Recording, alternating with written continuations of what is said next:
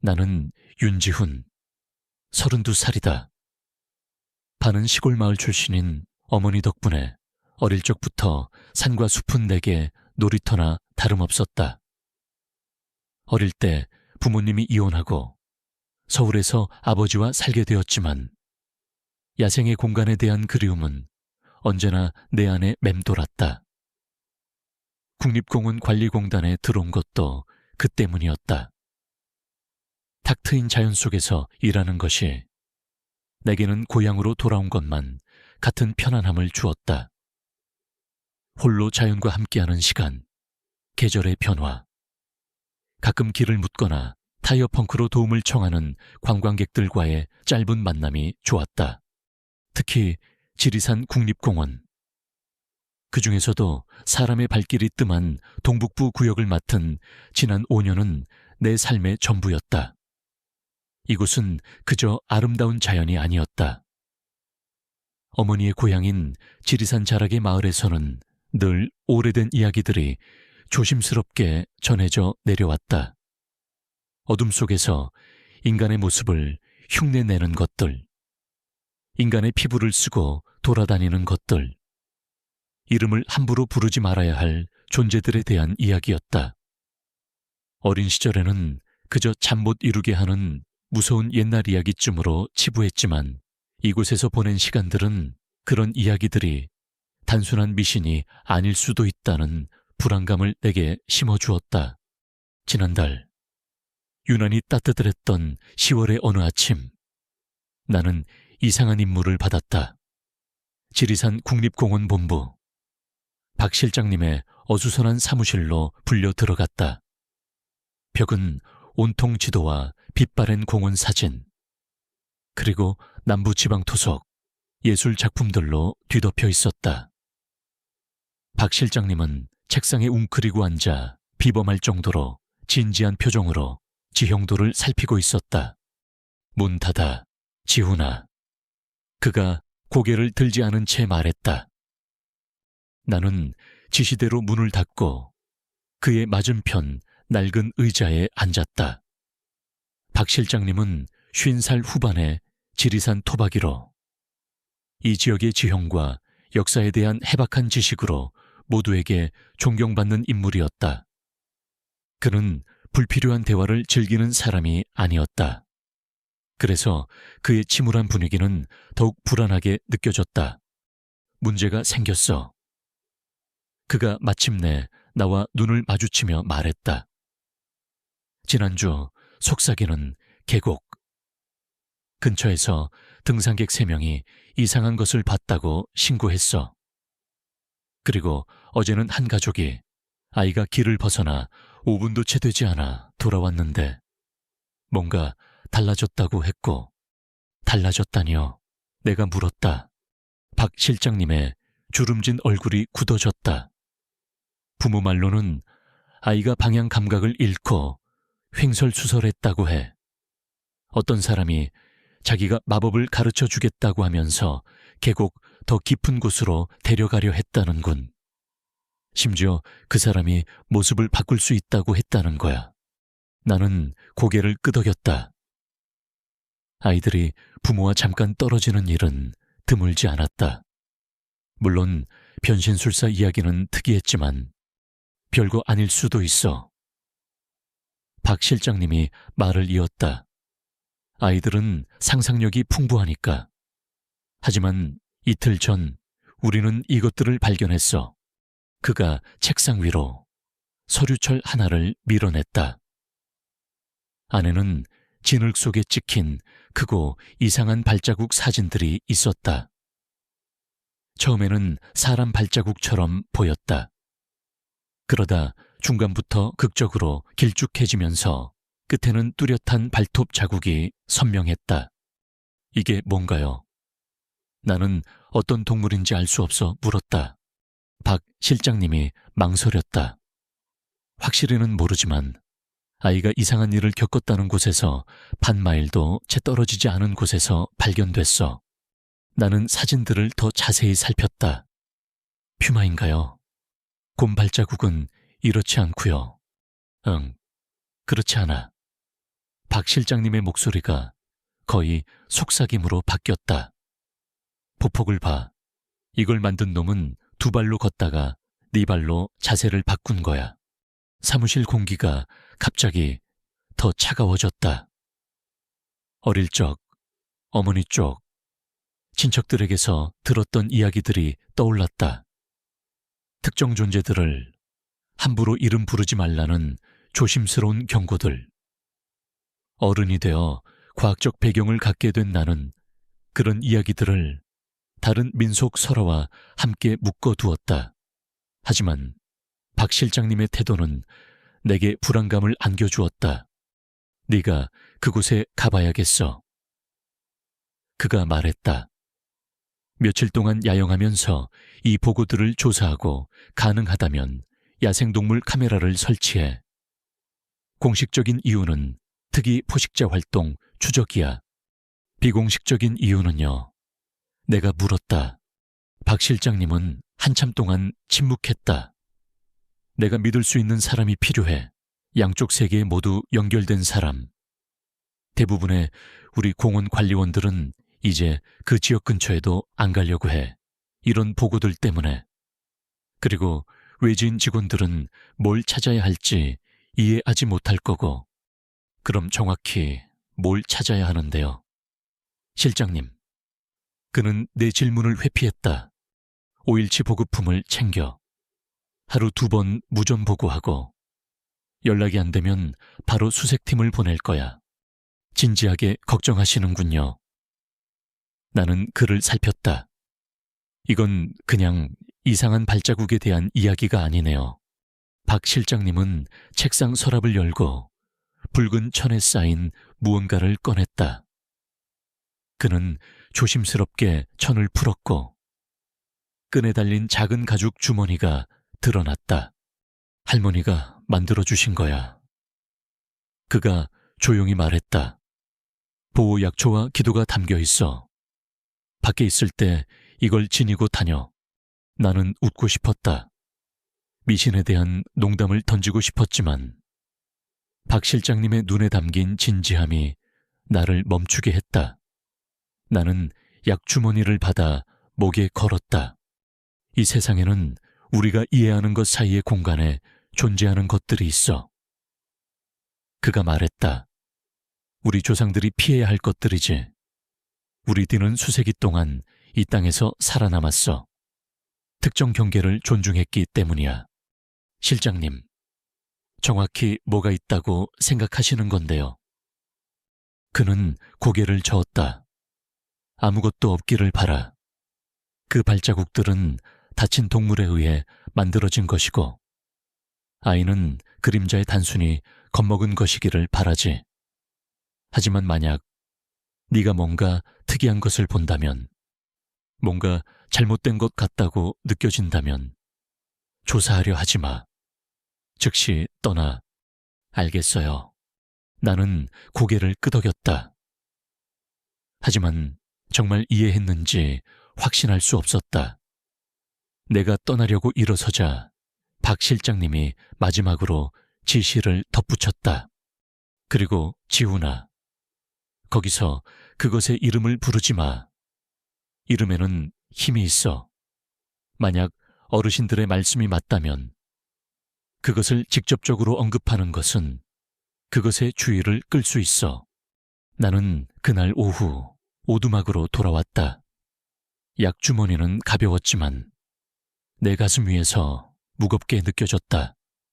임무를 위해 짐을 싸면서 나는 평소보다 더 자주 창문 밖을 내다봤다. 바깥에 무언가가 내가 준비하는 것을 지켜보고 있다는 느낌을 떨칠 수 없었다. 해가 지면서 트럭에 짐을 싣는 것을 마쳤다. 나는 스스로에게 이 임무가 일상적인 것이라고. 특이한 동물 활동은 주기적으로 발생하고 이상한 발자국도 종종 단순한 설명이 가능하다고 되뇌었다. 하지만 어둠이 풍경을 뒤덮으면서 나는 어릴 적 할머니가 들려주시던 이야기들을 떠올리지 않을 수 없었다. 자라면서 무시했던 이야기들, 인간의 피부를 쓰고 걷는 것들에 대한 이야기들, 속삭이는 계곡으로 가는 길은 다음 날 대부분의 시간을 차지했다. 접근 도로가 허락하는 한 최대한 운전한 다음 나머지 마마일을 배낭과 장비를 짊어지고 걸어갔다. 계곡은 좁은 통로를 통해 바람이 움직이는 독특한 방식으로 이름이 붙여졌다. 때로는 멀리서 들려오는 목소리처럼 들리는 소리를 만들어냈다. 아름다웠지만 외딴 곳이었다.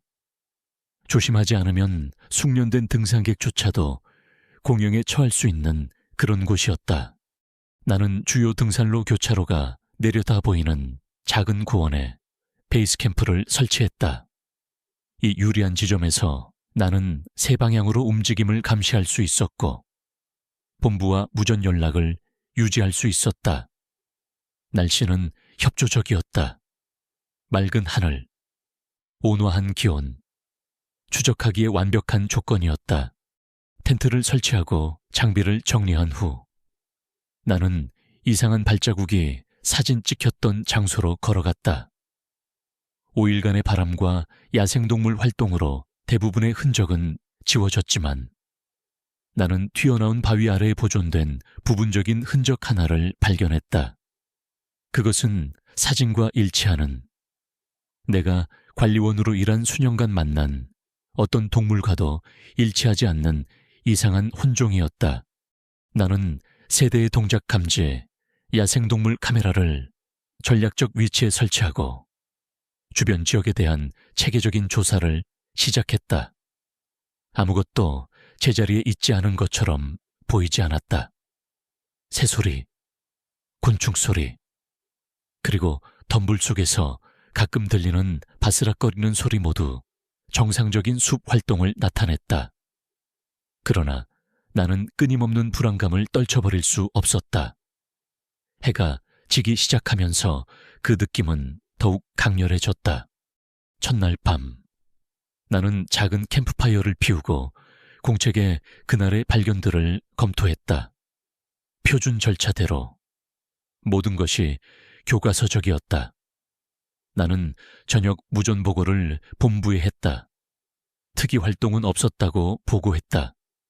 무전이 끝난 후 나는 간단한 저녁 식사를 준비하고 생각에 잠겼다.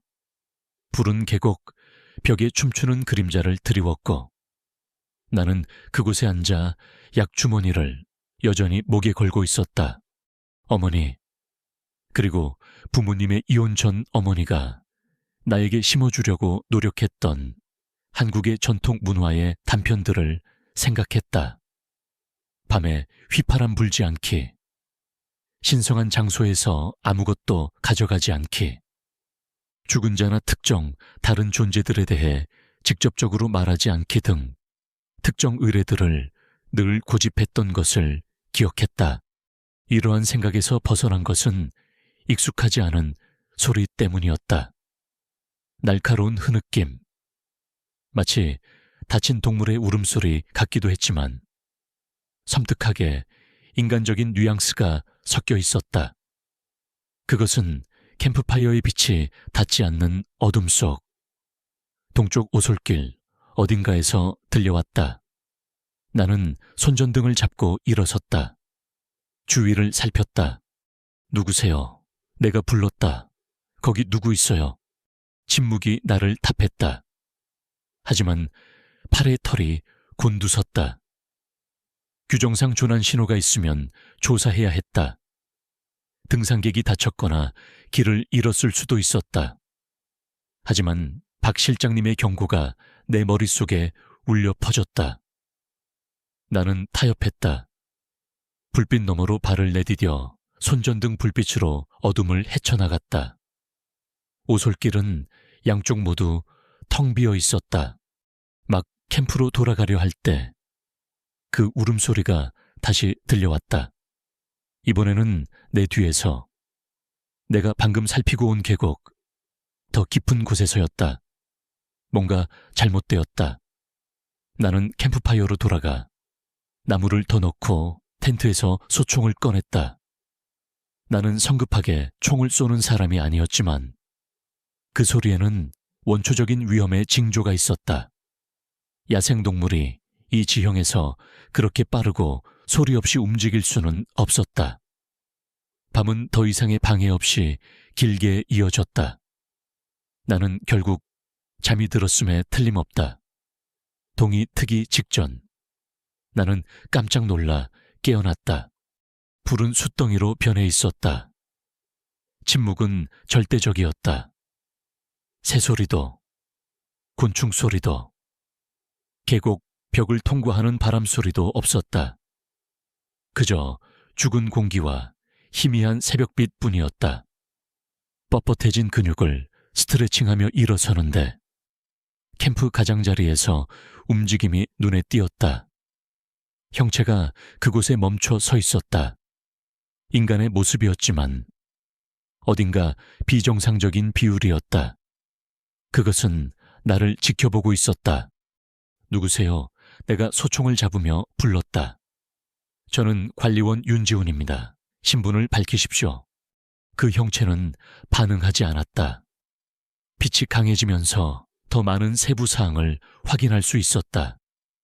키가 크고 비정상적으로 마른 모습, 동물 가죽처럼 보이는 옷을 입고 있었다. 머리는 숙여져 있었고 얼굴은 가려져 있었다. 선생님, 이곳은 출입 제한 구역입니다. 나는 느끼지 못하는 권위 있는 목소리로 말했다. 신분을 밝히고 표시된 길로 돌아가셔야 합니다. 그것이 마침내 움직였을 때 그 움직임은 부자연스럽게 유동적이었다. 사람이 움직이는 방식이 아니라 동물이 인간의 움직임을 흉내내는 방식이었다. 그것은 천천히 몸을 돌렸고 얼굴 대신 코요테 머리처럼 보이는 조악한 동물 가면을 드러냈다. 텅 빈 눈구멍이 어딘가 나를 응시하고 있는 것 같았다. 두려움이 밀려왔지만 훈련이 나를 지배했다. 나는 소총을 준비 자세로 올렸다. 거기 멈춰 가면을 벗고 즉시 신분을 밝혀 그 형체는 머리를 불가능한 각도로 기울였다. 마치 궁금하다는 듯이. 그러더니 말을 했다. 자갈이 부서지는 듯한 소리. 내 귀를 통과하지 않고 직접 내 마음속에 물질화되는 듯한 단어들이었다. 피부 먹는 자. 그것이 말했다. 음절이 길게 늘어지고 왜곡되었다. 네가 내게 선물을 가져왔구나. 내 피가 차가워졌다. 그것은 내 가슴에 걸린 약주머니를 가리켰다. 오래된 자들은 나를 기억하는구나. 너도 그러느냐? 나는 경고 사격을 허공에 발사했다. 총성이 계곡에 울려 퍼졌지만 그 형체는 움츠러들지 않았다. 가라. 내가 명령했다. 내 목소리는 예상보다 더 침착했다. 지금 당장 가면 뒤에서 소리가 흘러나왔다. 정확히는 웃음이 아니었지만 즐거움을 흉내내는 듯한 규칙적인 딸깍거림이었다. 그러더니 그것은 두 개의 큰 바위 사이에 그림자 속으로 더 깊이 물러났다. 나는 그것이 시야에서 사라질 때까지 소총을 겨누고 있었다. 그것이 사라지자마자 나는 즉시 캠프를 해체했다. 손이 떨렸지만 필수 장비를 챙겼다. 규정상 이 만남을 보고해야 했다. 하지만 뭐라고 말해야 할까? 가면을 쓴 사람이 수수께끼 같은 말을 했다고. 그것만으로는 내 임무를 포기할 정당한 이유가 되지 않았다. 하지만 모든 본능이 즉시 떠나야 한다고 외쳤다. 배낭을 어깨에 매자마자 그 형체가 서 있던 근처에서 무언가가 내 눈에 띄었다. 조심스럽게 다가가 보니 내가 알 수 없는 상징으로 배열된 작은 뼈들이 놓여 있었다. 전날 밤에는 없었던 것들이었다. 나는 그것들을 사진으로 찍고 차량을 세워둔 오솔길 입구를 향해 빠르게 걸으며 퇴각을 계속했다. 숲은 이제 달라져 있었다. 감시하는 듯했고 적대적이었다. 2번이나 눈꼬리로 움직임을 본 것 같았지만 돌아보면 아무것도 없었다. 트럭에서 약 1마일쯤 떨어져 있을 때 전날 설치했던 야생동물 카메라가 눈에 띄었다. 나는 그것을 회수하기 위해 멈춰 섰다. 내가 본 것에 대한 설명이 담긴 영상이 있을지도 모른다고 생각했다. 나무에서 그것을 떼어내는 순간 전날 밤 들었던 그 날카로운 흐느낌이 다시 들려왔다. 이제는 더 가까이에서 그리고 여러 방향에서 동시에 들려왔다. 나는 나머지 길을 트럭까지 달렸다. 본부로 돌아와 나는 여전히 약간 떨리는 손으로 카메라 영상을 노트북에 다운로드했다. 내 마음의 이성적인 부분은 내가 겪은 일에 논리적인 설명이 있을 것이라고 주장했다. 아마도 세상과 단절된 은둔자이거나 황야에서 의식을 행하는 컬트 단체의 일원일 수도 있었다. 그런 일들이 특히 외딴 지역에서는 전례가 없는 것은 아니었다. 하지만 영상이 재생되기 시작하자 그 이성적인 목소리는 점점 작아졌다. 카메라는 몇 시간 동안 평범한 숲 풍경을 담았다.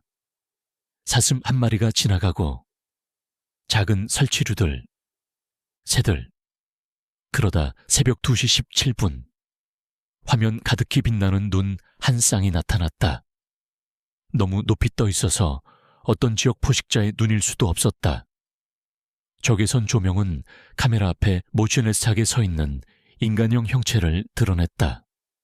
그 얼굴은 인간과 동물의 특징이 섞인 디스터빙리한 혼종이었다. 나는 비디오를 멈췄다. 심장이 두근거렸다.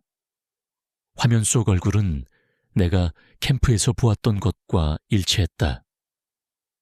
마스크는 없었지만 길쭉한 얼굴, 너무 멀리 떨어진 눈, 해부학적으로 불가능하게 벌어진 입이 그대로였다. 그것은 의상이 아니었다. 이것이 무엇이든 인간이 아니었다.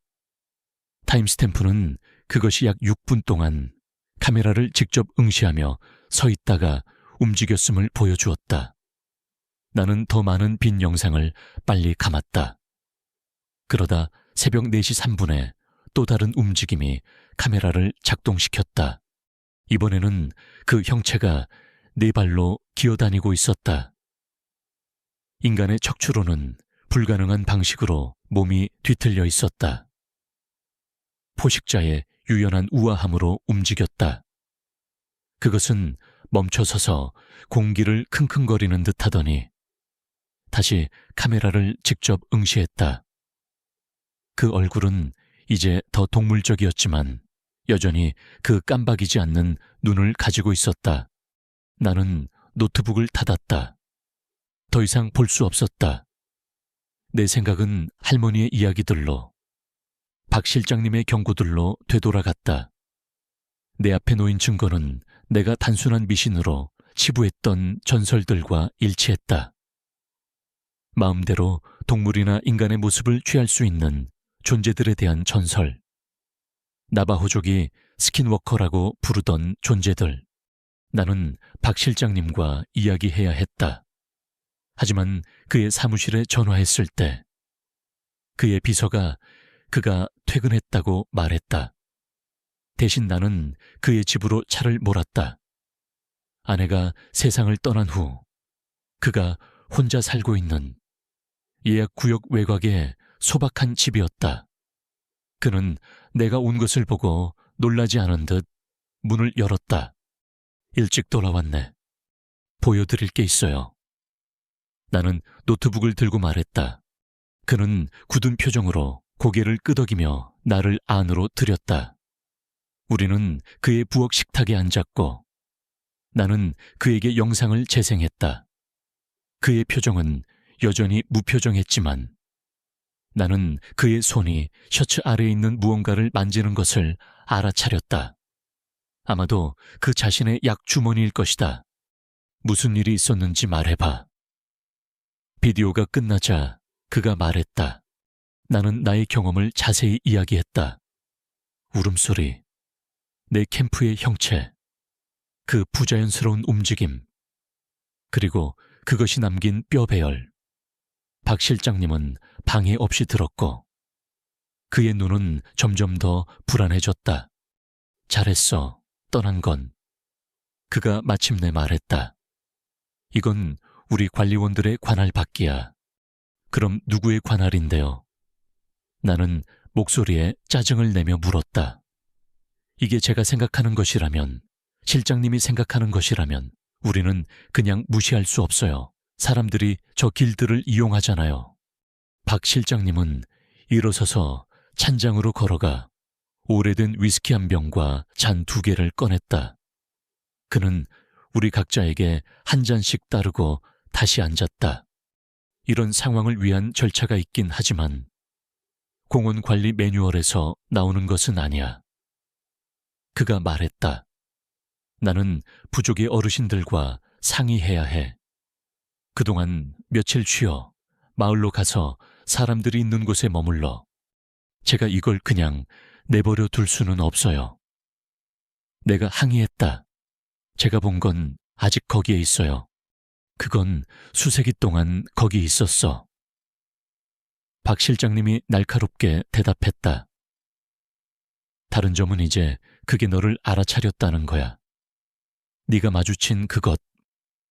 만약 우리가 둘 다 의심하는 그것이 맞다면 물리적인 해를 끼칠 수 있어서 위험한 게 아니야. 그것은 타락시키고 영향을 미쳐 네가 그것과 더 오래 엮일수록 그것은 더 많은 힘을 얻어. 그럼 아무것도 안 한다고요. 그렇게 말하지 않았어. 박 실장님이 위스키를 길게 한 모금 마셨다. 우리는 올바른 방식으로 적절한 예방 조치와 지침에 따라 이걸 처리할 거야. 이런 존재들은 우리가 이해하는 것보다 오래된 규칙에 따라 움직여. 그 규칙을 어기면 결과가 따르지. 나는 잔을 비웠다. 술은 내 신경을 거의 진정시키지 못했다. 카메라 영상은 보안 처리될 거야. 박 실장님이 말을 이었다. 복사본도 공유도 안 돼. 다른 관리원들과도 안 돼. 이건 당분간 우리 둘만의 비밀이야. 나는 마지못해 고개를 끄덕였다. 그것이 남긴 뼈 배열은요. 사진을 찍었다. 박 실장님의 표정이 어두워졌다. 보여줘. 나는 휴대폰으로 사진을 불러왔다. 뼈들은 단순화된 인간 형상과 비슷하게 배열되어 있었고 눈이 있어야 할 자리에는 작은 돌들이 놓여 있었다. 이건 소환 상징이야. 박 실장님이 조용히 말했다. 네가 건드렸어. 아니요, 그냥 사진만 찍었어요. 잘했어. 하지만 이 사진, 그가 내 화면을 가리켰다. 지워. 지금 당장. 나는 망설였다. 증거잖아요. 그건 통로야. 그가 반박했다. 특정 상징의 이미지는 힘을 가질 수 있어. 특히 끊임없이 복제될 수 있는 디지털 이미지들은 지워. 내 이성적인 판단과는 달리. 나는 그의 말에 따랐고 이미지가 휴대폰에서 사라지는 것을 지켜봤다. 박 실장님은 약간 안도하는 듯 보였다. 오두막에서 짐 좀 챙겨. 그가 지시했다. 갈립에 모텔이 있어. 며칠 거기서 지내. 어르신들과 이야기한 후에 전화할게. 나는 논쟁하고 싶었지만 그의 눈에 굳건한 결심이 보였다. 이건 제안이 아니었다. 내 상관의 명령이었다. 나는 고개를 끄덕이고 일어서서 떠났다. 문 앞에서 박 실장님이 내 어깨에 손을 얹었다. 지훈아, 잘 들어.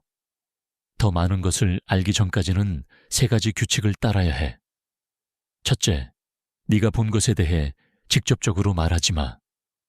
아무에게도. 심지어 혼자 있을 때도 스스로에게도 말하지 마. 둘째, 네가 그것을 두려워한다는 것을 그것에게 알리지 마. 두려움은 틈이야. 그것이 악용할 수 있지. 그리고 셋째, 가장 중요한 것은 그 계곡으로 혼자 돌아가지 마. 네가 무엇을 듣든 무엇을 보든 그것이 너를 그곳으로 이끌더라도 만약 그것이 저를 따라온다면요. 나는 캠프를 떠난 후부터 나를 괴롭히던 질문을 던졌다. 박 실장님의 어깨를 잡은 손에 힘이 들어갔다. 그럴 수도 있어. 이런 존재들은 집착을 키울 수 있지. 하지만 할머니의 약주머니가 어느 정도 보호를 해줄 거야. 항상 몸에 지니고 다녀. 나는 박 실장님의 집을 떠나면서 답변보다 더 많은 질문을 안고 있었다. 점점 더 커지는 불안감을 느끼며 오두막으로 차를 몰았다. 해가 지고 있었고 풍경은 아름답기보다는 불길하게 핏빛으로 물들어 있었다. 안으로 들어가자마자 나는 며칠 동안 떠나 있을 가방을 서둘러 쌌다. 작은 공간을 돌아다니면서도 나는 누군가에게 감시당하고 있다는 느낌을 떨칠 수 없었다. 2번이나 창문을 확인했지만 아무것도 보이지 않고 내 모습만 비쳐 보였다. 거의 짐을 다 쌌을 때 무정이가 지직거렸다. 들려오는 목소리는 잡음 때문에 왜곡되었지만 북부 구역을 순찰하는 다른 관리원인 최지호의 목소리였다. 윤지훈, 거기 있어, 오버. 나는 무정이를 잡았다. 네, 지호 무슨 일이야, 오버. 방금 자네 구역 근처에서 특이활동 보고가 들어왔어.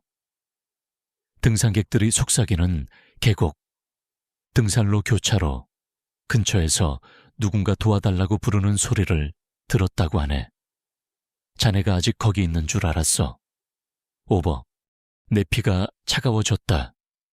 아니, 지호, 나 오두막에 돌아왔어. 오늘 밤 아무도 거기 보내지 마. 그 지역은 연구 목적으로 임시 제한 구역이야. 내일 설명할게. 오버. 잠시 멈칫한 후 지호가 응답했다. 알았어. 하지만 그 등산객들이 꽤 걱정하는 것 같았어. 아이가 우는 소리 같았다고 하네. 오버. 내가 들었던 그 날카로운 흐느낌.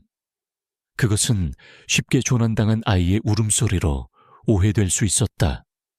잠재적인 구조자들을 유인하는 미끼. 날 믿어. 지호. 오늘 밤 아무도 거기 가면 안 돼. 박 실장님으로부터 직접 권한을 받았어. 내일 아침 브리핑에서 모든 걸 설명할게. 오버앤아웃. 나는 무정의를 내려놓았다. 결정은 내려졌다. 박 실장님의 경고에도 불구하고 나는 지호나 다른 누구라도 내가 겪었던 것을 마주할 위험을 감수할 수 없었다. 나는 돌아가서 다른 관리원들이 이 상황에 휘말리지 않도록 해야 했다. 하지만 먼저 더 많은 정보가 필요했다. 나는 다시 노트북을 열고 조사하기 시작했다. 지금까지는 진지하게 다루지 않던 전설들을 파고들었다. 이야기들은 다양했지만 공통적인 요소들이 드러났다. 스킨워커는 한때 인간이었던 타락한 형태의 주술을 행하던 자들이었다. 그들은 금기된 행동을 통해 힘을 얻었다. 그들은 동물 형태로 변할 수 있었고 목소리를 흉내 낼 수 있었으며 마주치는 사람들의 마음에 영향을 미칠 수 있었다. 대부분의 기록은 그들을 악의적이며 혼돈과 고통을 쫓는 존재로 묘사했다. 전설에 따르면 그들은 특정 약초와 의식으로 막을 수는 있었지만 쉽게 파괴될 수는 없었다. 어떤 이야기에서는 그들의 이름을 직접적으로 부르면 그들을 소환하거나 부른 자에게 힘을 얻을 수 있다고 했다. 나는 목에 걸린 약 주머니를 만졌다. 할머니가 그 안에 어떤 보호장치를 엮어 놓으셨을까? 내가 속삭이는 계곡으로 돌아가려면 모든 이점이 필요했다. 밤이 완전히 내리자 나는 짐을 다 쌌다. 박 실장님이 지시한 모텔이 아니라 계곡으로 돌아갈 준비였다. 소총의 추가 탄약을 챙겼지만 내가 본 것에 재래식 무기가 효과가 있을지는 의문이었다.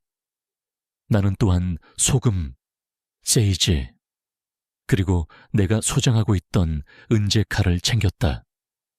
다양한 기록에서 보호 특성을 가진다고 언급된 요소들이었다. 내가 막 떠나려 할 때 전면 창문에 헤드라이트 불빛이 스쳐 지나갔다. 내 오두막으로 가는 접근 도로에 차량이 오고 있었다. 이 시간에 오는 것은 드문 일이었다. 나는 권총을 뽑아들고 창문으로 이동하여 부족 경찰차 한 대가 내 트럭 옆에 주차하는 것을 지켜봤다. 소시 경관이 채서 내려 손전등 불빛으로 어둠을 가르며 내 문으로 다가왔다. 나는 총을 다시 넣고 그가 노크하기도 전에 문을 열었다. 안녕하세요, 경관님. 나는 태연하게 말하려 노력했다. 무슨 일로 오셨어요? 소시 경관은 제복을 입고 굳건한 모습이었다. 그의 얼굴은 심각했다. 박 실장님한테 전화가 왔어요. 자네가 무모한 짓을 생각할지도 모른다고 해서 확인하러 왔습니다. 나는 한숨을 쉬었다. 박 실장님은 나를 너무 잘 알았다. 그냥 내일 일찍 출발하려고 준비 중이었어요. 소시 경관의 눈은 내가 싼 짐으로 향했다. 하룻밤 여행을 위한 것이 분명했다. 저한테는 당일 배낭처럼 안 보이네요. 지훈 씨, 복잡해요. 되게 그렇죠. 소시 경관은 초대도 기다리지 않고 안으로 들어섰다. 박 실장님이 일부 내용을 알려줬어요. 자네가 저 계곡으로 돌아가면 안 된다는 것을 알기에 충분한 내용이었죠. 특히 밤에는요. 나는 문을 닫았다. 좌절했지만 동시에 혼자 이 상황에 직면하지 않아도 된다는 안도감도 들었다. 그럼 경관님도 이 모든 것을 믿으세요. 그 옛날 이야기들을요. 소시 경관의 표정은 읽을 수 없었다. 제복을 입고 수년간 겪은 일들을 보면 특히 이 땅에서는 그것들을 무시할 수 없다고 말씀드릴 수밖에 없네요. 그는 내 유일한 안락의자에 앉아 당분간 떠나지 않을 것임을 분명히 했다. 박 실장님 말로는 어르신들이 오늘 밤 모일 거라고 합니다. 내일 아침이면 지침이 나올 거예요. 하룻밤만이에요. 지훈 씨, 그 정도는 기다릴 수 있죠. 나는 무전에서 들었던 목소리가 다른 사람들을 위험에 빠뜨릴 수 있다고 설명하며 논쟁하고 싶었다. 하지만 소시 경관의 침착한 시선은 그가 말하는 것보다 더 많은 것을 이해하고 있음을 내게 알려주었다. 밤은 생각보다 빨리 찾아왔다.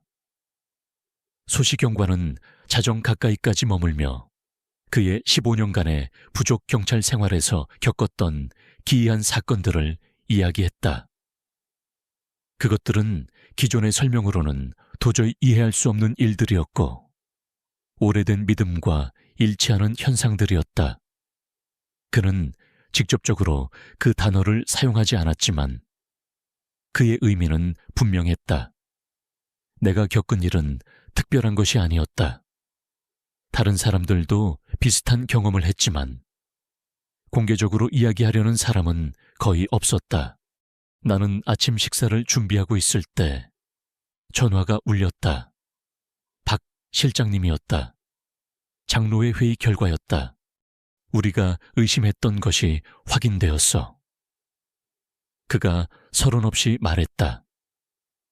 묘사, 뼈 배열, 모방, 모든 것이 한 가지 결론을 가리키고 있어. 계곡 입구에서 축복 의식을 행할 사람을 보낼 거야. 하지만 그게 전부야. 그럼 등산로는요? 등산객들은요? 내가 물었다. 공원 전체를 무기한 폐쇄할 수는 없잖아요. 우리는 포식자 활동으로 인한 임시 폐쇄를 발표할 거야. 시간을 좀 벌 수 있지. 박 실장님이 잠시 멈췄다. 장로들은 이 존재가 수년 동안 잠들어 있었다고 믿어. 뭔가 그것을 깨웠음에 틀림없어. 아이가 있던 가족. 내가 깨달았다.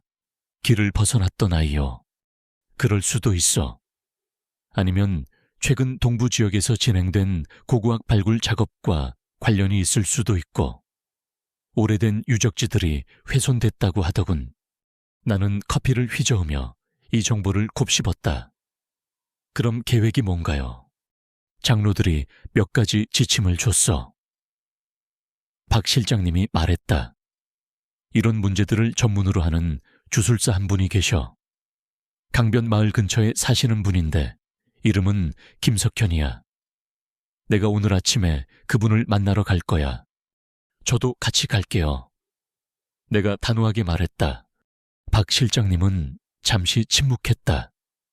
네가 그렇게 말할 줄 알았어. 1시간 후에 본부에서 만나.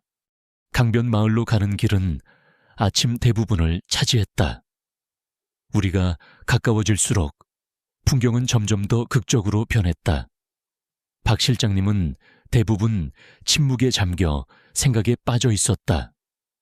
나는 그 시간을 활용하여 내가 배운 모든 것을 정리하려고 노력했다. 나의 과학적 훈련과 이제 내가 마주한 초자연적인 현실을 조화시키려 애썼다.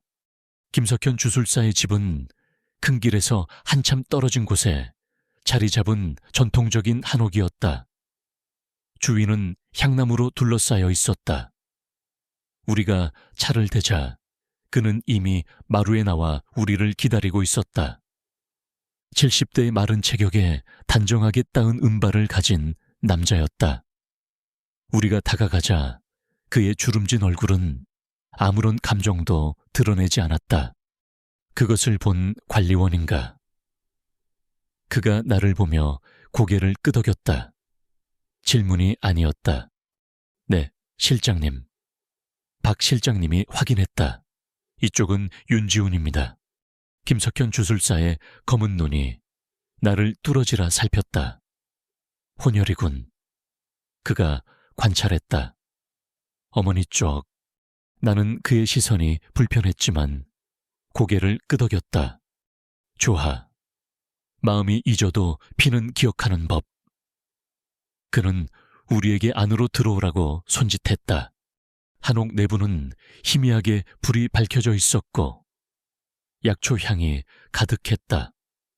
김석현 주술사는 우리가 짜은 돗자리에 앉도록 손짓했고 자신은 작은 화로 위에서 차를 준비했다. 벽에는 오래된 듯한 책들과 현대과학 서적들이 뒤섞여 있었다. 예상치 못한 조합이었다. 궁금한 것이 많겠지. 그가 우리 각자에게 김이 모락모락 나는 찻잔을 건네며 말했다.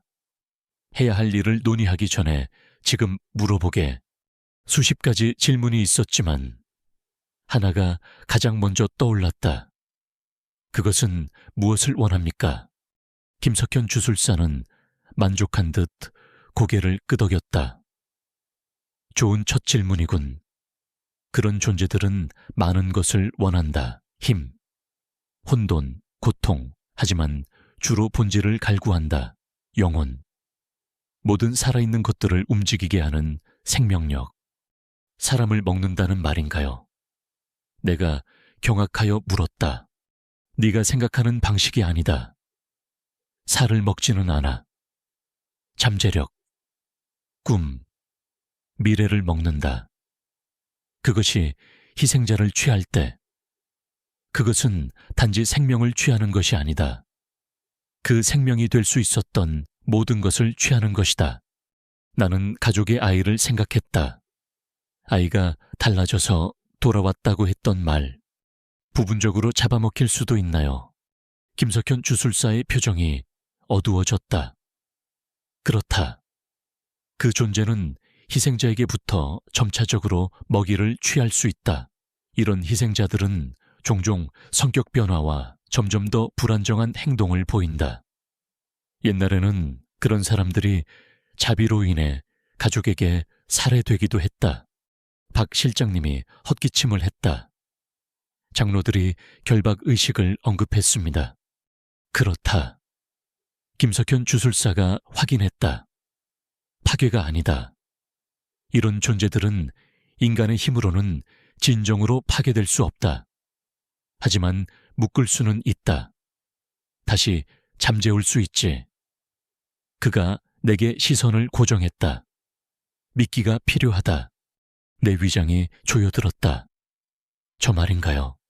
김석현 주술사는 고개를 끄덕였다. 그것은 너를 알아차렸고 연결을 형성했다. 그것이 너를 취약하게 만들지만 동시에 기회도 만든다.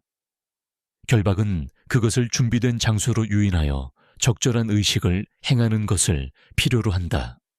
그럼 제가 유인책이라는 말인가요? 내가 무미건조하게 말했다. 혼자 맞서지 않을 것이다. 김석현 주술사가 나를 안심시켰다. 내가 너와 함께할 것이고 옛 방식을 이해하는 다른 이들도 함께할 것이다. 하지만 그렇다. 네 존재가 필요할 것이다. 박 실장님의 표정이 불안해 보였다. 다른 방법은 없을까요? 없다. 김석현 주술사가 간단히 말했다. 그리고 시간이 중요해. 매번 먹이를 취할 때마다 그것은 더 강해지고 묶기가 더 어려워진다. 나는 쓴 차를 마시며 선택지를 저울질했다. 이 의식은 무엇을 수반할까? 김석현 주술사는 일어나 선반에서 나무 상자를 꺼냈다. 그 안에서 그는 가죽에 쌓인 작은 꾸러미 몇 개, 검은 액체 같은 작은 병, 그리고 손잡이에 상징이 새겨진 돌칼을 꺼냈다. 장소는 소금, 세이지, 향나무로 특정 패턴으로 준비되어야 한다. 그가 설명했다. 재와 진흙을 섞은 것으로 신성한 상징을 그려야 한다. 미끼 역할을 하는 자는 이것으로 만든 표식을 몸에 지녀야 한다. 그는 병을 가리켰다. 그 존재가 나타나면 우리는 자발적으로 주어진 피와 그것을 땅으로 돌려보내는 힘의 말들로 결박을 완성한다. 피요, 내가 되물었다. 자발적인 자의 소량의 피. 그것은 결박이 통과할 수 있는 세계 사이의 다리를 만든다. 내 이성적인 부분, 현대 교육과 과학적 사고로 형성된 부분은 이 모든 것을 정교한 미신으로 치부하고 싶어 했다. 하지만 그 생명체의 부자연스러운 움직임, 불가능한 얼굴에 대한 기억은 그런 의심들을 잠재웠다. 언제요? 내가 간단히 물었다. 오늘 밤. 김석현 주술사가 말했다. 초승달이 뜨는 밤에 해가 지기 전에 계곡에 도착해서 준비해야 할 것이다. 나는 고개를 끄덕였다. 내 안에서 결심이 굳어졌다. 할게요. 박 실장님이 반대하기 시작했지만 나는 그를 멈추기 위해 손을 들었다. 이건 제 책임이에요. 실장님, 제가 먼저 마주쳤어요. 이제 김 주술사님, 말씀처럼 저와 연결되어 있어요. 우리가 대안을 논의하는 동안 다른 사람을 해칠 위험을 감수할 수 없어요. 김 주술사는 새로운 존경심으로 나를 살폈다. 용기는 의식이 성공하는데 필수적이다. 두려움은 존재가 악용할 수 있는 틈을 만든다. 두려워요. 내가 인정했다. 하지만 그래도 할 거예요. 김주술사는 처음으로 미소를 지었다. 그렇다면 너는 이미 그것이 예상치 못한 이점을 가지고 있다. 우리는 다음 몇 시간 동안 준비에 매달렸다. 김주술사는 의식을 자세히 설명하며 내가 수행해야 할 정확한 말과 동작을 지시했다. 박 실장님은 계곡이 폐쇄되도록 본부에 연락했고 추가 보안을 위해 소시경관이 우리와 동행하도록 조치했다. 늦은 오후 우리는 속삭이는 계곡으로 다시 차를 몰았다. 해는 지평선 너머로 기울기 시작했다.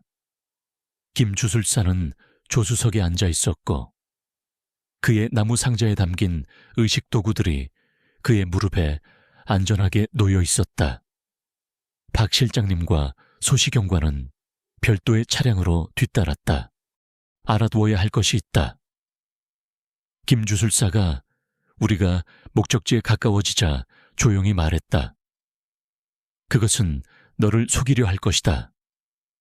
네가 알거나 믿는 사람의 모습으로 나타날 수도 있다. 익숙한 목소리로 말할 수도 있다. 의식이 시작되면 네가 보거나 듣는 어떤 것도 믿지 마라. 그럼 무엇이 진짜인지 어떻게 알 수 있을까요? 내가 물었다. 네 피를 믿어라. 그가 대답했다. 너의 디는 부분이 환상 아래의 진실을 알아볼 것이다.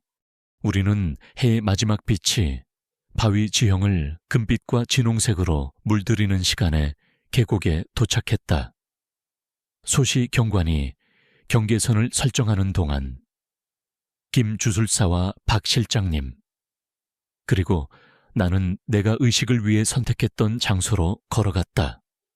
내가 처음 그 존재를 만났던 곳 근처에 작은 공터였다. 김주술사는 체계적으로 움직였다. 색깔 있는 모래와 재를 사용하여 땅에 복잡한 상징 패턴을 만들었다. 중앙에는 조각된 상징이 있는 돌들로 둘러싸인 작은 화덕을 놓았다. 경계선 주위에는 끊어지지 않은 원으로 소금과 약초 혼합물을 뿌렸다. 이식이 시작되면 이 원을 깨지 마라. 그가 지시했다. 무엇을 보든 무엇을 듣든 내가 신호를 줄 때까지 그 경계 안에 머물러라. 어둠이 내리자 김주술사는 자신의 작은 병에서 검은 액체를 사용하여 내 이마, 뺨, 손에 상징을 그렸다. 그것은 철과 약초 냄새가 났고 민트처럼 피부에 차갑게 느껴졌다. 그러더니 그는 내게 할머니가 주신 것과 비슷한 작은 주머니를 건네주었다. 이것을 심장에 가까이 두어라. 그가 말했다. 이것은 이 존재에 특화된 보호를 담고 있다. 박 실장님과 소시경관은 원 밖의 자리를 잡았다. 소총에는 특별히 준비된 탄약이 장전되어 있었다. 김주술사가 축복하고 작은 상징을 새겨 넣은 일반 탄환이었다. 나는 초자연적인 존재에게 효과가 있을지는 의심했지만 그들의 존재 자체는 안심이 되었다. 김주술사는 중앙에 불을 붙이고 달콤하고 톡 쏘는 연기로 공기를 가득 채우는 약초 묶음을 추가했다. 그는 한국어로 찬팅을 시작했다.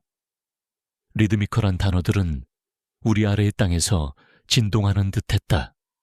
내 가슴의 약주머니가 따뜻해졌다. 이제 김주술사가 찬팅을 멈추고 속삭였다. 우리가 그것을 불러낼 차례다. 그는 늘어난 가죽으로 만든 작은 북을 내게 건네주었다. 이것을 쳐라. 그것이 듣고 올 것이다. 나는 북을 잡고 느리고 꾸준한 리듬으로 치기 시작했다. 소리는 계곡, 벽에 메아리쳐 사방에서 여러 배로 증폭되어 돌아오는 듯했다. 김주술사는 찬팅을 다시 시작했고 그의 목소리는 북소리에 맞춰 오르내렸다. 몇 분이 몇 시간처럼 느껴졌다. 리듬을 유지하느라 팔이 아팠지만 감히 멈출 수 없었다. 푸른 계곡 벽에 춤추는 그림자를 드리웠고 그 형태들은 때때로 불꽃과 독립적으로 움직이는 듯했다. 그러다 나는 그것을 들었다. 이전에 들었던 그 날카로운 흐느낌. 하지만 이제는 여러 방향에서 동시에 들려왔다. 소리는 우리 주위를 맴돌며 더 가까이 다가왔다가 물러났다. 마치 우리의 결심을 시험하는 듯했다. 계속 북을 쳐라. 김주술사가 침착하게 지시했다. 그것이 다가오고 있다. 공기가 갑자기 더 차가워졌다. 불꽃은 파란색으로, 그리고 부자연스러운 녹색으로 변했다. 원의 가장자리 너머로 그림자들이 깊어지고 응축되어 의도적으로 움직이는 형체들을 형성했다. 여기에 있다. 김주술사가 속삭였다. 준비해라. 어둠 속에서 형체가 나타났다. 이전에 내가 보았던 동물 가면을 쓴 모습이 아니라 길고 검은 머리카락과 익숙한 얼굴을 가진 여자였다. 어릴 적 기억하는 그대로의 어머니였다. 지훈아, 그녀가 불렀다. 목소리는 두려움으로 조여 있었다. 도와줘. 길을 잃었어. 내 북소리가 흔들렸지만 김주술사의 날카로운 시선이 나를 계속하게 만들었다. 그것은 네 어머니가 아니다. 그가 단호하게 말했다. 내가 말한 것을 기억하는가? 그 형체의 표정은 두려움에서 분노로 바뀌었다. 그 얼굴은 흐릿해지고 재형성되어 인간적이지 않은 무언가가 되었다. 그것은 우리 경계를 빙빙 돌며 약점을 찾았다. 지훈아, 이번에는 박 실장님의 목소리로 다시 불렀다. 의식이 잘못되었어. 김 주술사가 너를 속이고 있어. 지금 원을 깨뜨리지 않으면 우리 모두 위험해. 손이 떨렸지만 나는 계속 북을 쳤다. 김 주술사의 찬팅은 더욱 강렬해졌다. 그 단어들은 말을 넘어선 자연의 힘처럼 느껴졌다. 우리 아래의 땅이 흔들렸다.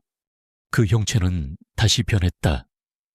이제는 내가 처음 만났을 때의 모습이었다. 불가능한 혼종의 얼굴과 길쭉한 팔다리를 가진 모습. 그것은 으르렁거리며 덮치려 준비하는 포식자처럼 내 발로 자세를 낮췄다. 지금이다. 김 주술사가 명령했다. 피의 제물. 한 손으로는 계속 북을 치면서 나는 김 주술사가 내 옆에 놓아둔 돌칼을 잡았다. 그의 이전 지시에 따라 나는 손바닥에 작은 상처를 내어 몇 방울의 피를 불 속에 떨어뜨렸다. 그 존재는 인간이나 동물의 목구멍에서는 나올 수 없는 비명을 질렀다. 불꽃은 위로 솟구쳐 잠시 눈을 멀게 할 정도로 강렬했다. 시야가 선명해지자 나는 그 생명체가 원의 가장자리에 있는 보이지 않는 장벽에 몸을 던지는 것을 보았다. 그 형태는 인간, 동물, 그리고 정의할 수 없는 무언가 사이를 격렬하게 오갔다. 김주술사가 일어서서 밤하늘을 향해 팔을 들었다. 그의 찬팅은 최고조에 달했다. 그 단어들은 더 이상 언어가 아니라 목소리를 부여받은 자연의 힘처럼 느껴졌다. 우리 아래의 땅이 떨렸다. 그 존재는 마지막으로 필사적인 돌진을 했다. 그것의 얼굴은 고통과 애원 속에 뒤틀린 내 자신의 얼굴로 변했다. 잠시 동안 우리의 눈이 마주쳤고 나는 소름 끼치는 인식을 느꼈다. 현실이 아닌 가능성을 비추는 어두운 거울을 보는 것 같았다. 그러자 김 주술사는 날카롭고 단호한 제스처로 손을 내렸다. 불은 불기둥처럼 위로 폭발했고 잠시 동안 계곡 전체를 환하게 비췄다.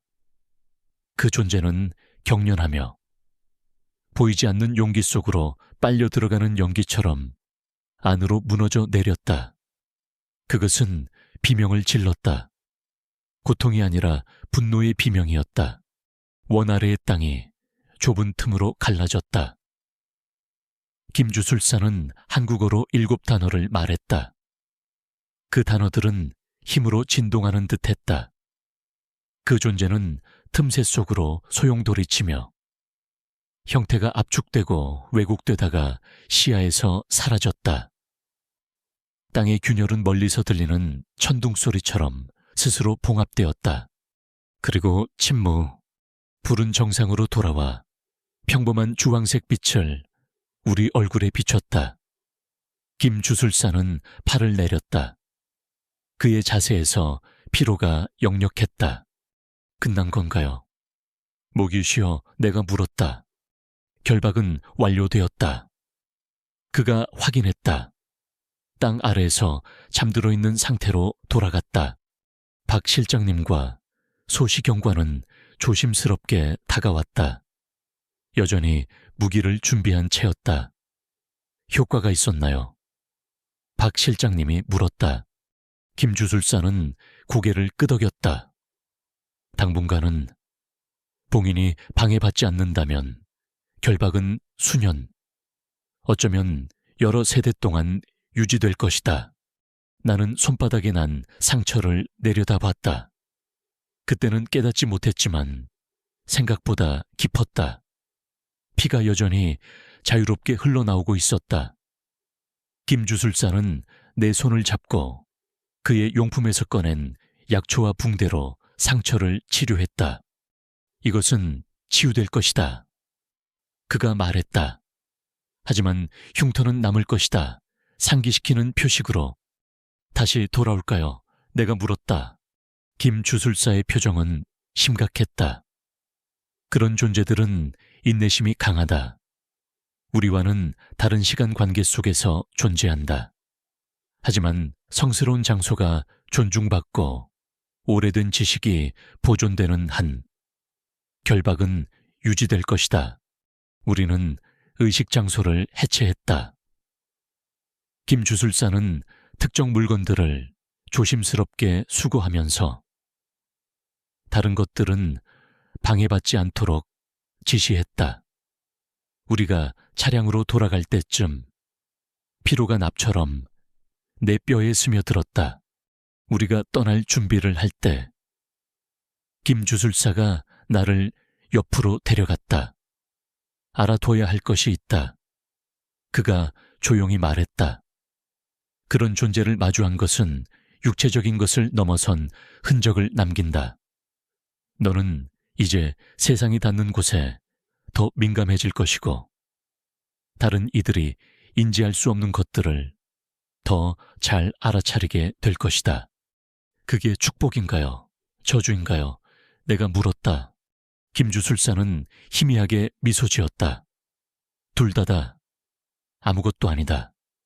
그것은 네가 살아야 할 진실일 뿐이다.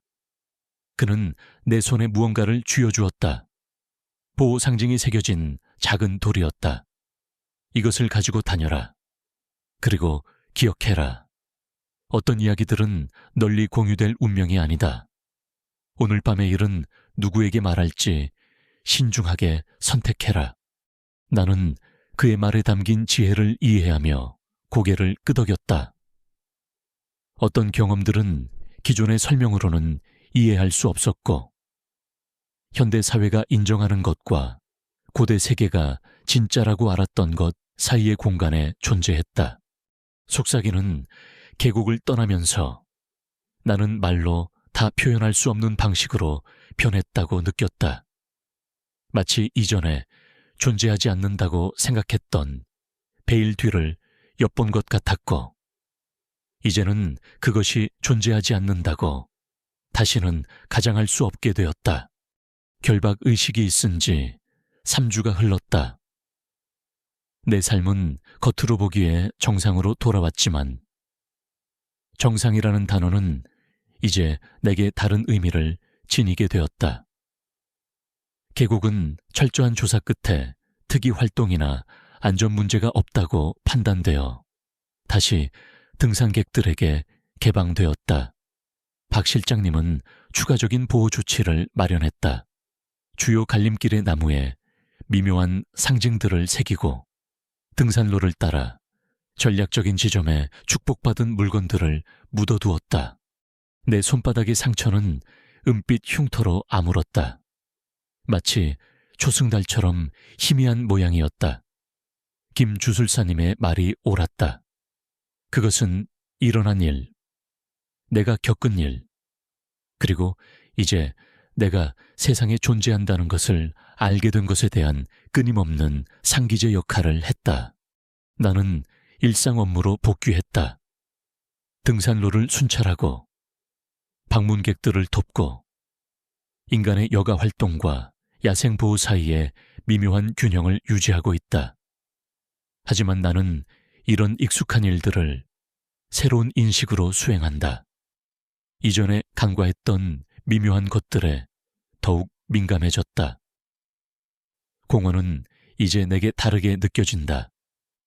정확히 위협적이라고는 할 수 없지만 이전에는 완전히 이해하지 못했던 방식으로 살아 움직이는 듯하다. 자연 속에서 패턴들을 발견한다. 돌들의 배열, 특정 나무들이 자라는 방식, 동물들이 가기를 거부하는 장소들.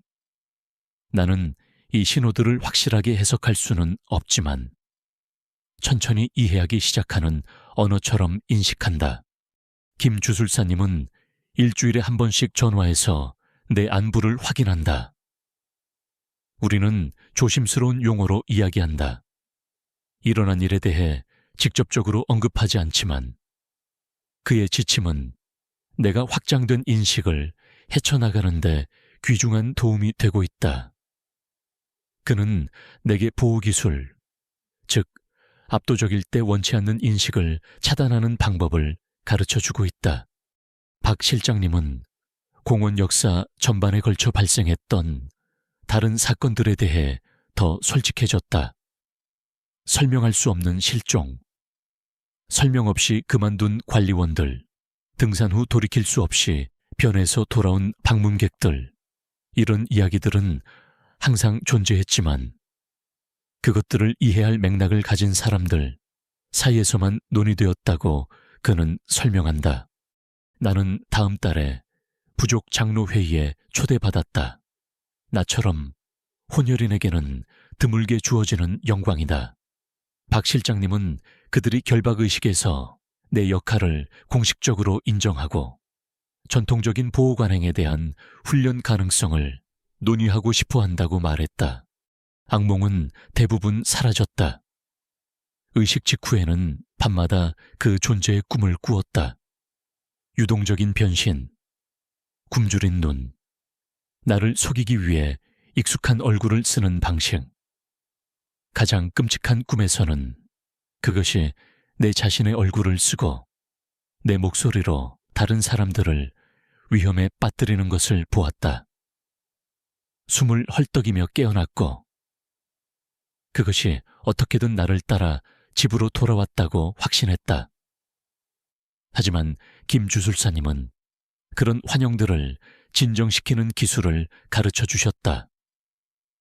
잠들기 전에 태울 약초, 암송할 기도, 꿈에서 형태를 띠는 두려움으로부터 진정한 위협을 분리하는 정신 수양.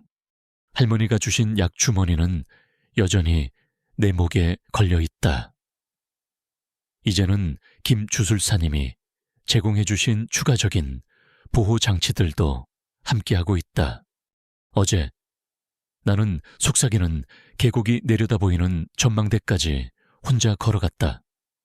숨 막히게 아름다운 바위 지형, 향나무 숲, 숨겨진 웅덩이에서 멀리서 반짝이는 물빛이 내 앞에 펼쳐졌다.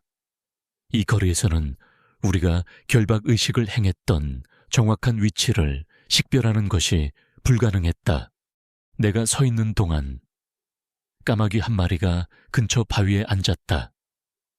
그것은 호기심 가득한 듯 머리를 기울이며 똑똑한 눈으로 나를 지켜보았다. 한국 전통에서 까마귀는 메신저이며 때로는 세계 사이의 소통을 전달하기도 한다. 나는 그 새에게 존경스럽게 고개를 끄덕이며 그 존재를 인정했지만 그 목적을 짐작하지는 않았다. 까마귀는 몇 분 동안 머물다가 거친 소리를 한 번 내며 날아갔다. 그 소리는 계곡에 메아리 쳤다. 나는 그것이 멀리 사라지는 것을 지켜보며 그 모습이 어떤 의미를 지니는지 아니면 단순히 자연적인 만남이었는지 궁금해했다. 이것이 이제 나의 삶이다. 세상을 이해하는 두 가지 방식 사이의 균형. 관리원으로서 나의 일을 형성하는 과학적 훈련은 버려지지 않았지만 그것은 더 오래된 지식. 기존의 설명 너머에 존재하는 힘들에 대한 더 깊은 인식으로 보완되었다. 나는 내 경험들을 일지에 기록하기 시작했다. 언젠가 비슷한 현상을 마주할 다른 사람들에게 지침이 될 수 있는 개인적인 기록을 만드는 것이다. 나는 김주술사님의 지시에 따라 특정 존재의 이름을 직접적으로 언급하지 않고 의도치 않은 초대를 만들지 않도록 조심스럽게 기록한다. 박 실장님은 내가 결국 공원관리공단 내에서 전문적인 역할을 맡을 수도 있다고 제안했다. 기존의 자원관리와 전통 지식 시스템 사이에 일종의 연락관 역할이다.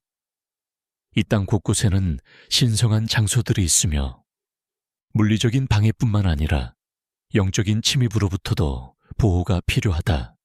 오늘 밤 이 마지막 생각들을 기록하면서 나는 오두막 현관에 앉아 있다.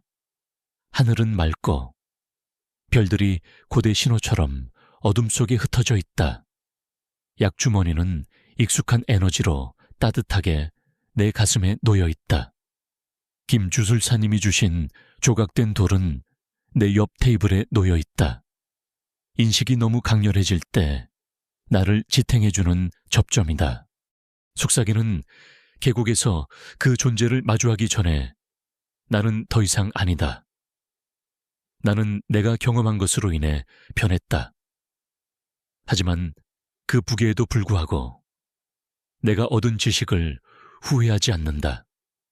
세상을 더 온전히 보는 것, 현실이 기존의 도구로 측정되거나 현재의 과학으로 설명될 수 있는 것 이상을 포함한다는 것을 인식하는 것에는 가치가 있다.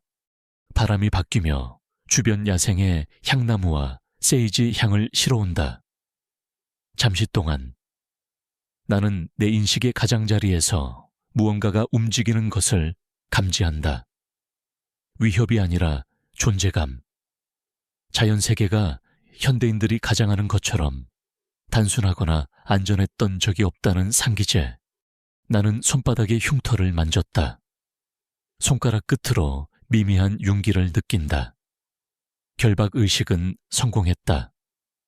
하지만 김주술사님의 말이 내 기억 속에 메아리 친다. 그런 존재들은 인내심이 강하다. 우리와는 다른 시간 관계 속에서 존재한다. 스킨워커는 이제 잠들어 있다. 겹겹의 땅과 고대의 힘 아래 안전하게 봉인되어 있다. 하지만 계곡 깊은 곳 어딘가에서 그것은 봉인이 약해지고 지식이 사라지고 존경이 무모한 호기심으로 대체되기를 기다린다. 그리고 그 시간이 오면 어쩌면 여러 세대 후가 될 수도 있지만 누군가 그 징후를 알아보고 인간의 이해와 야생의 진실 사이의 공간을 걷는 것이 무엇인지 이해할 준비가 되어 있기를 바란다. 나는 한때 합리적이고 설명 가능한 세상을 믿던 공원 관리원이었다. 이제 나는 더 잘 아는 수호자다. 그리고 나는 숲에서 내가 찾은 공포를 믿지 않는다. 디지털 녹음기는 내가 관리원 초소 7번이었던 곳, 옆 소나무 잎에 반쯤 묻혀 있을 때도 배터리가 남아 있었다. 그것이 나의 첫 경고였어야 했다. 전자제품은 몬태나 황야에서 3개월을, 특히 영하 40도까지 떨어졌던 겨울을 견딜 수 없다. 하지만 그곳에 있었다. 붉은 녹음 불빛은 서리 속에서 작은 심장처럼 깜빡이고 있었다. 나는 내 물건을 정리하고 이 삶의 장을 완전히 닫기 위해 돌아왔었다. 23년간의 공원 관리원 생활을 끝내고 나는 도망치고 있었다. 은퇴가 아니라 도망. 하지만 파괴된 초소에 서서 그 불가능한 녹음기를 들고 있던 순간 나는 마지막으로 할 이야기가 하나 있다는 것을 알았다. 내 이름은 데이비드 첸이다. 20년이 넘는 세월 동안 나는 글레이셔 국립공원의 일부 구역을 담당했다.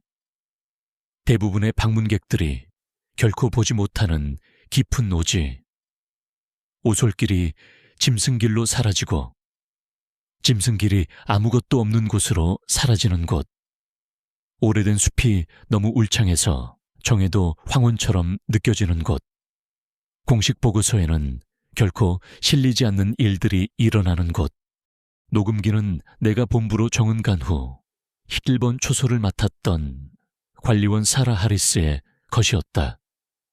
그녀는 인접 초소의 다른 두 관리원과 함께 3개월째 실종 상태였다.